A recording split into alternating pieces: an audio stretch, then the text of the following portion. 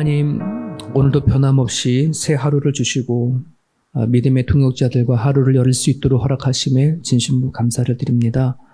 하나님, 인생을 살아가다 보니 세상에서 오는 기쁨이 거기서 거기인 것을 우리는 하나님 아버지는 알게 되어집니다. 하나님, 주님께서 말씀하시는 주님을 통해서 오는 기쁨이 뭔지, 감사가 뭔지 하나님 헤아리며 또 깨닫고 살아갈 수 있는 우리 모두가 되어줄 수 있도록 주님 허락하여 주시옵소서. 바깥에서 오는 그런 환경과 여건에서 오는 기쁨이 아니라 이미 내 안에 계시고 동행해 주시는 주님을 통해서 공급되어지는 그 사랑과 그 은혜와 그 위로를 누리며 살아가는 우리 모두가 되어줄 수 있도록 하나님 붙잡아 주옵소서. 우리가 말씀과 기도와 찬양이 하나님 아버지 이 교회에 회복되어지고 또 끊어지지 않기를 간절히 바라오니 하나님께서 역사하셔서 이곳에서 예배하는 자들마다 치유와 회복의 역사 나타나게 하여 주옵소서. 예수님의 이름으로 기도합니다. 아멘.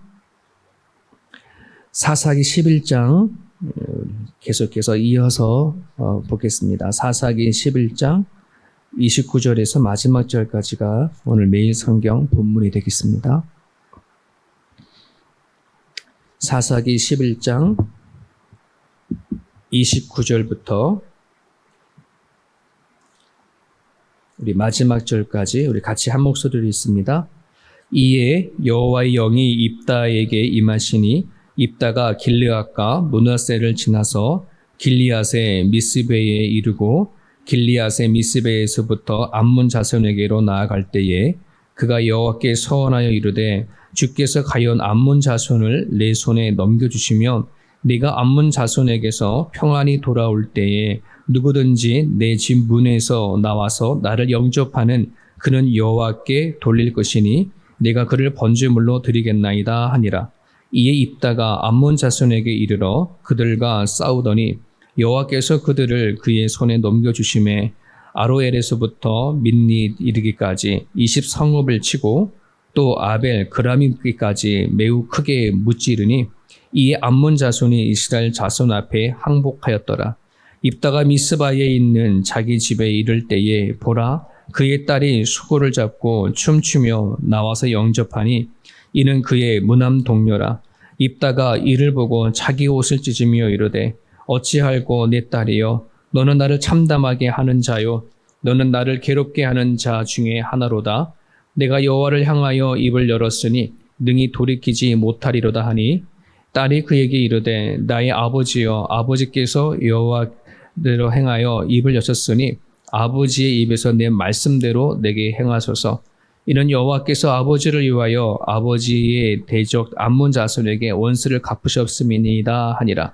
또 그의 아버지에게 이르되 이 일만 내게 허락하사 나를 2달만 버려두소서.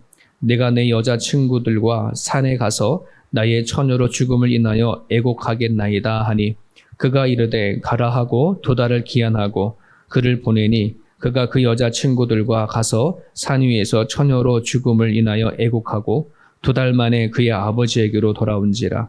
그는 자기가 서원한 대로 딸에게 행하니 딸이 남자를 알지 못하더라. 이것이 이스라엘의 간습이 되어 이스라엘의 딸들이 해마다 가서 길리앗 사람 입다의 딸을 위하여 나흘씩 애곡하더라.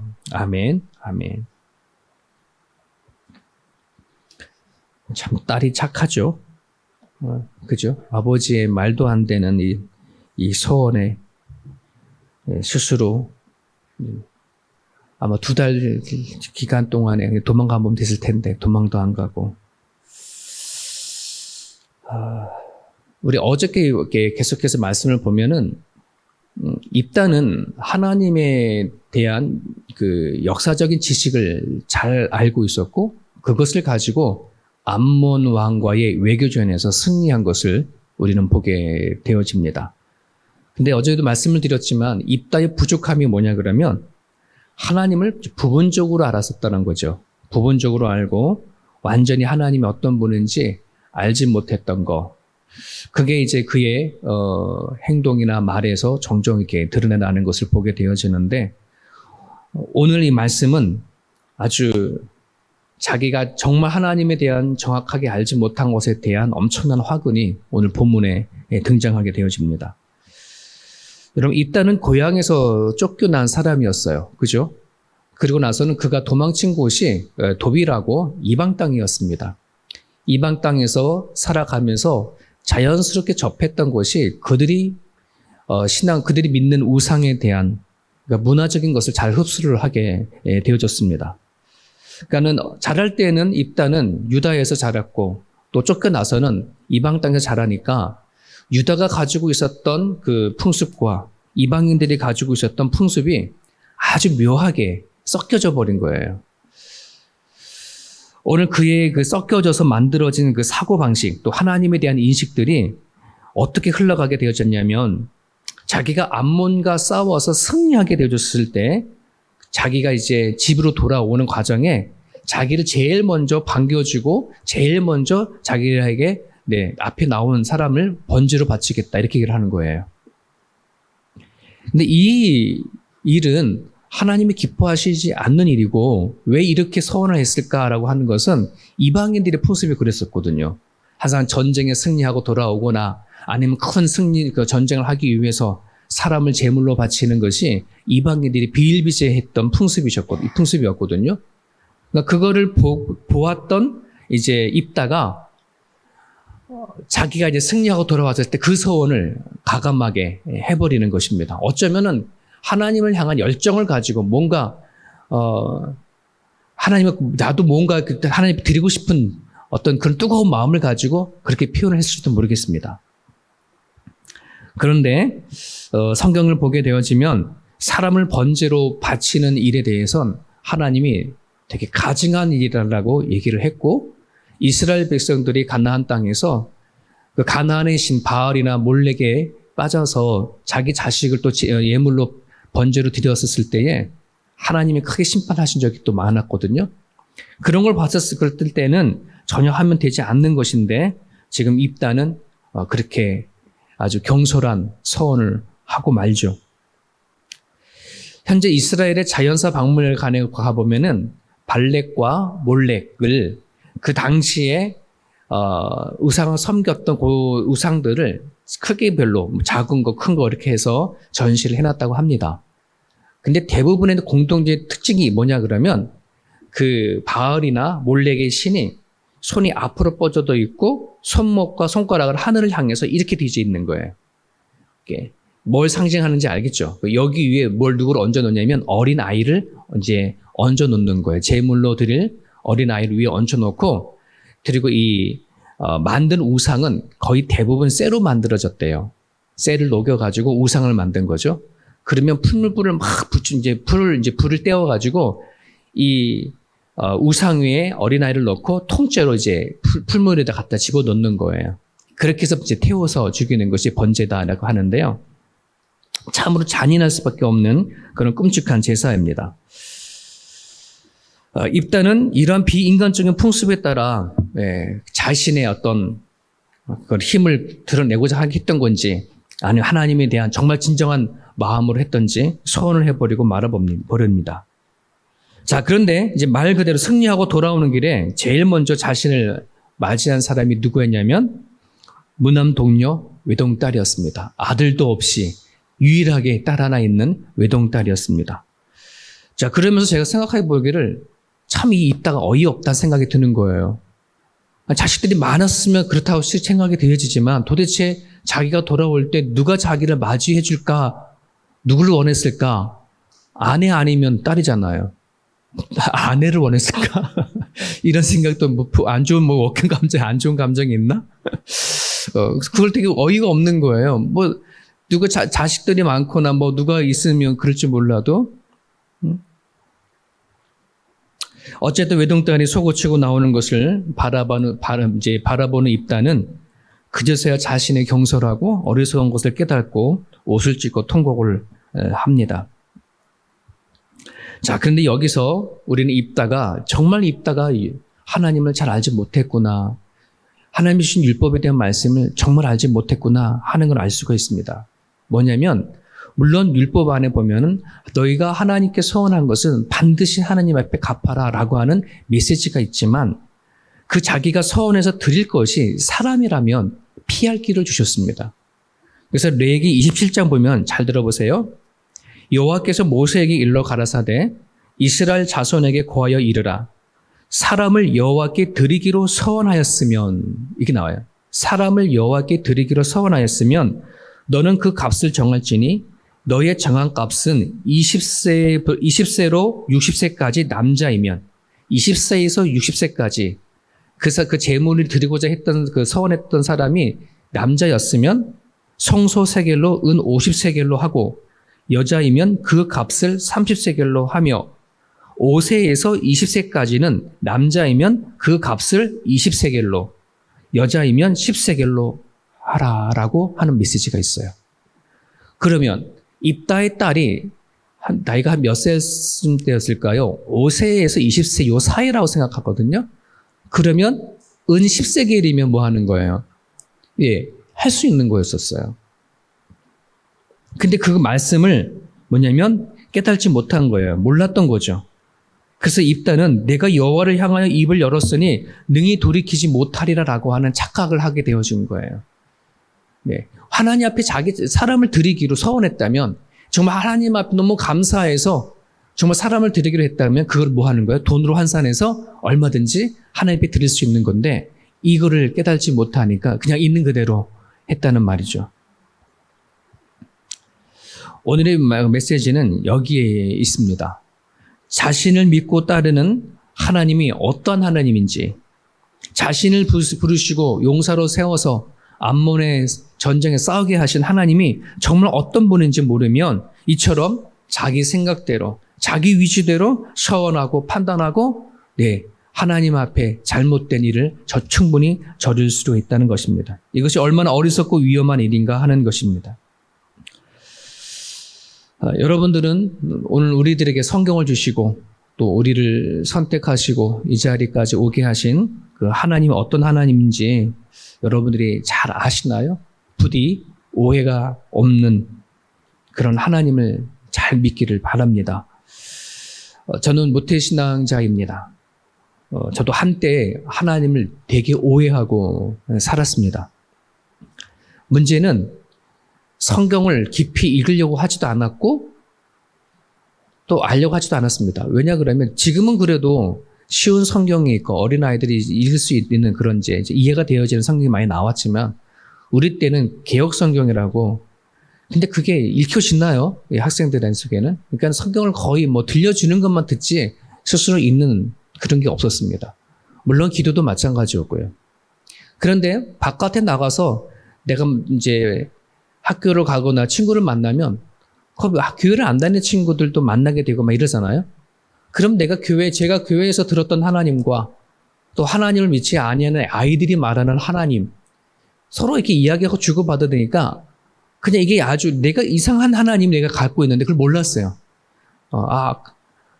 하나님은 신이 그냥 신이었던 거죠. 세상 사람들이 생각하고 있는 신, 성경에서 말하는 하나님이 아니라 세상 사람이 일반적으로 말하는 신을 나 또한 그렇게 믿고 살아왔던 것 같습니다.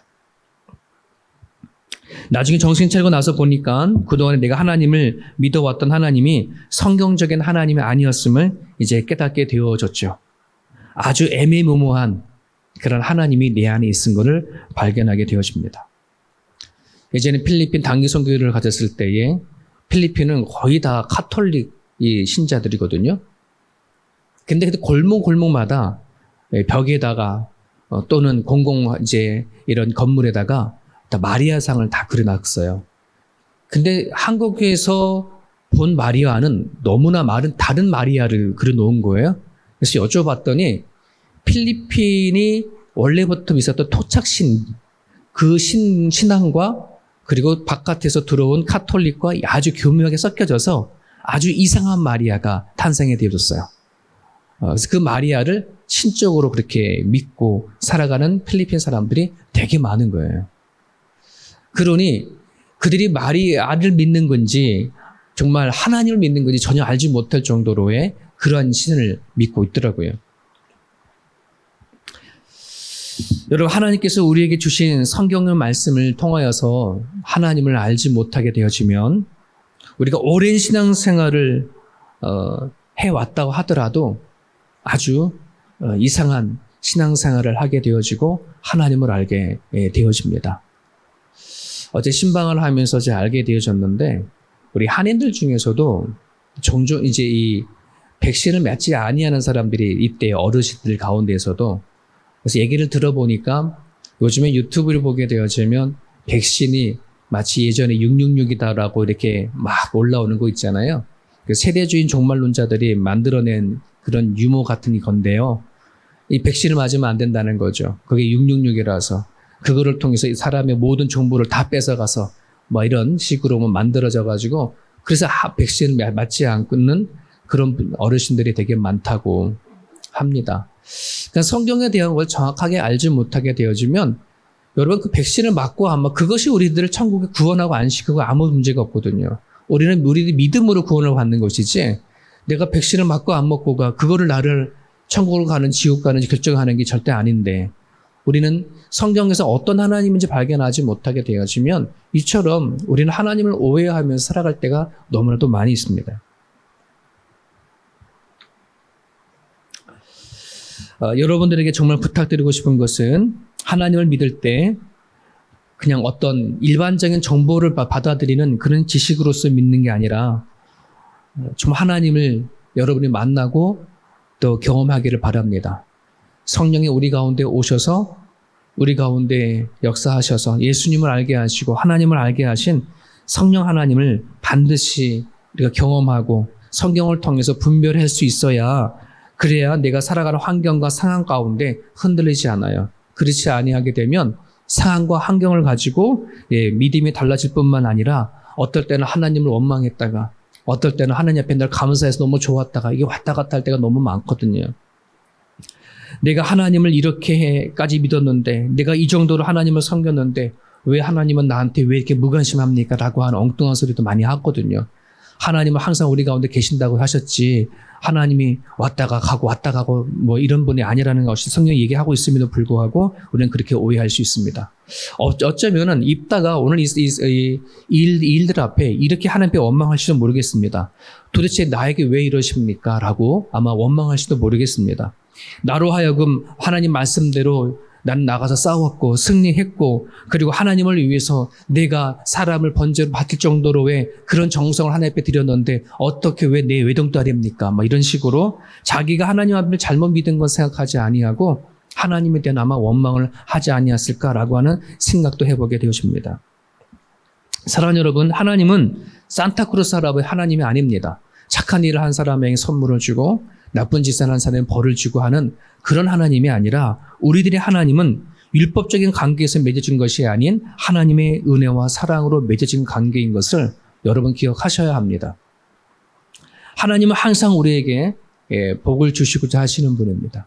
항상 하나님은 우리에게 평안을 주시고자 하는 분입니다.